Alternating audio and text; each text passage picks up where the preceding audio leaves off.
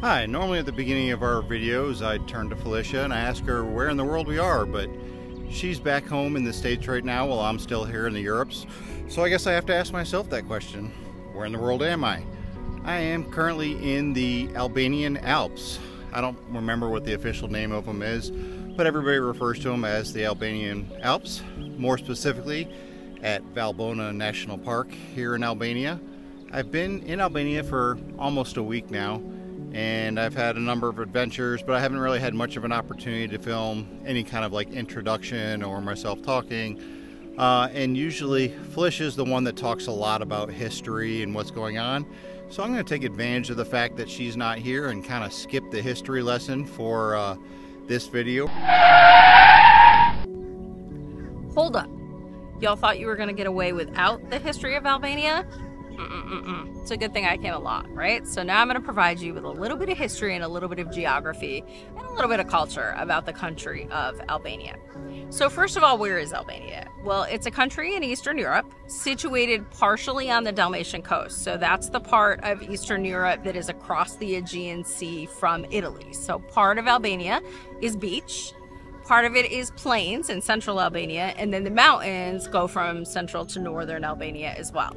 It's a very mountainous country, has a couple of really big cities and a lot of very small kind of traditional villages and people sort of living far away from each other, that sort of thing, farming villages, that kind of thing. So originally, the Illyrian tribal people settled Albania way, way, way back in the day, like a couple thousand years ago, kind of way back in the day. And the modern Albanian language is actually descended from the language of the Illyrian tribes. So the Albanian language is not a mix of anything that we currently know. Some people think, oh, it's close to Eastern Europe, so it must be like a Slavic language, must use the Cyrillic alphabet. None of that is the case. It is descended completely from the Illyrian tribal language. Now, there is a little bit in modern Albanian language. There are some cognates that have come across, especially from the Italian language. So if you hear something that sounds a little bit Italian, it's a more modern twist on the original Albanian language. So for several hundred years in the like 200 or 300 BCE till the fall of the Roman Empire, kind of the Greeks had control, then the Romans had control, and like a lot of places in that area, there was a lot of just back and forth, Greek, Roman, Greek, Roman, Greek, Roman. When the Roman Empire fell, they were just kind of left to fend for themselves. And then in the 12th century CE or the 12th century AD, they actually declared themselves the Kingdom of Albania. So they became their own independent kingdom at that time.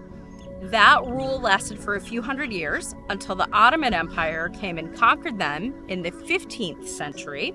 And they remained under Ottoman rule all the way through the end of the Ottoman Empire. So it wasn't until 1912 when Albania declared itself its own independent country. So during World War II, Albania became a protectorate of Nazi Germany.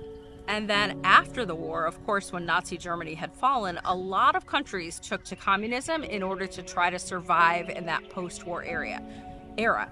Albania was one of those countries. So it remained independent. It was never part of the Soviet Union's Eastern Bloc. It was always an independent country, but it did take on communist ideals and a communist government in order to kind of maintain and provide for its people in the post-World War II era.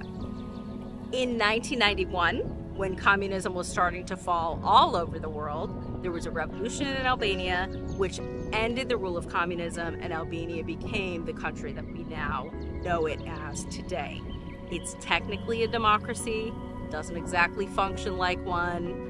A lot of different ways that some dictators have come into power, back and forth, that sort of thing. But the country of Albania today, as it stands, has been in existence since the fall of communism in 1991. All right, I think that's enough of this history stuff.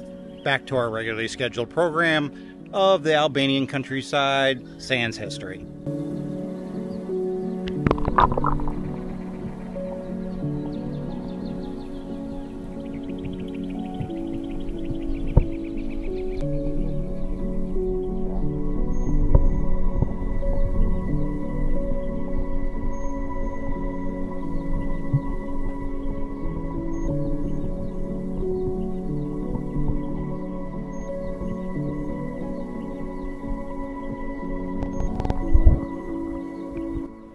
Since I've been here, I started out, we drove from Italy all the way here to Albania, but we drove in the middle of the night through Croatia, Slovenia, Montenegro, and didn't really have much of a chance to record anything. It is a very beautiful drive, but like I said, in the middle of the night, you're not going to see that much.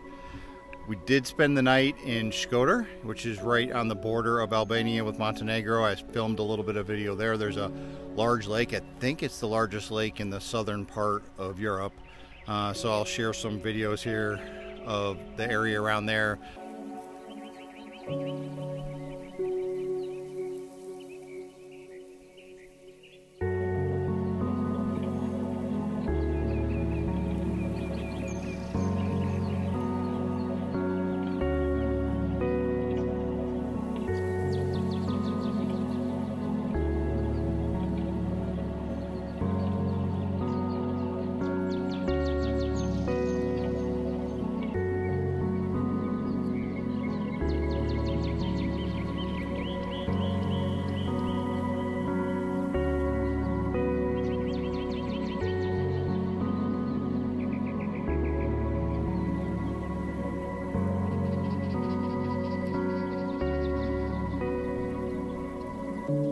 After that is when I came up here to the northern part of the country, into, like I said, the Alps area here. We took a beautiful ferry ride, drove on a very sketchy road. They've been working on it quite a bit, so I guess it's a lot better than it used to be. But you definitely need a vehicle with some ground clearance or four-wheel drive. We were in a minivan, but it was a little bit rough at points. But once you get on the ferry, it's about I think a 2.5 hour ferry ride. And again, I took some video of that I will share here with you. But it was a gorgeous ride through the mountains, deep green water.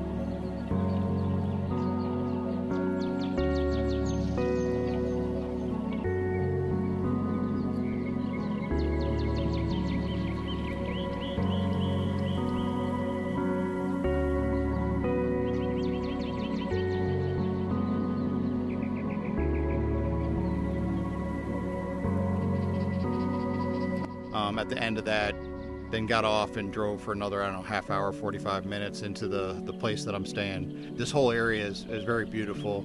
It's been quite hot. I'm here in July right now, and there have been record temperatures around the world, but up here in the mountains there's a very nice breeze, and it's nice to get away from the heat for a little while. So I'm here in Albania for another few days, still have some more adventures planned both here in Albania and in Kosovo, so I'll be sharing those as well. But like I said, Felicia's gone. We'll spare the history lesson and maybe just enjoy some of the beautiful scenery that I've been recording and throw a bit of background music on it and show you guys what I've been experiencing. Just to wrap up this part of the video, I'll just spin the camera around here a little bit so you can see the mountains. Not sure how well you can see it behind me, but that is snow, you know, the little mini glaciers that stay up on that mountain, I believe, year round. And it's probably quite hard to get up there and quite cold, but it's a very beautiful area. So without any further ado, here's some more video from around the area.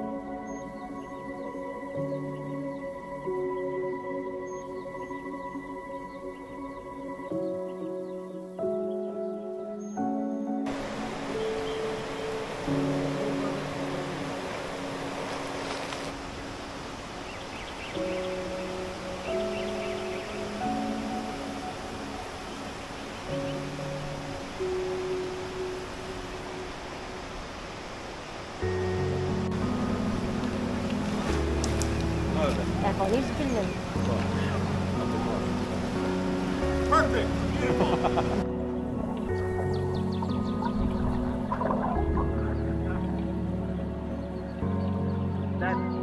That's very cold. Refreshing, but very cold.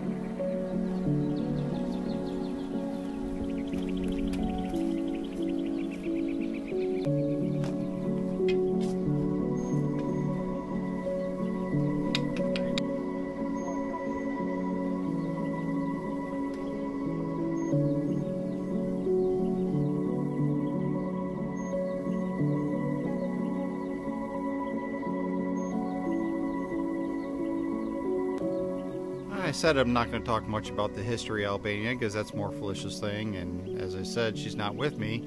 But one of the things that did fascinate me about this country is the thousands of bunkers that they have all over the country that were built by the former leader of the Communist Party that was here. Yeah, I guess he was worried about getting invaded by the Soviet Union or other countries, so he had thousands and thousands of bunkers built all over the country.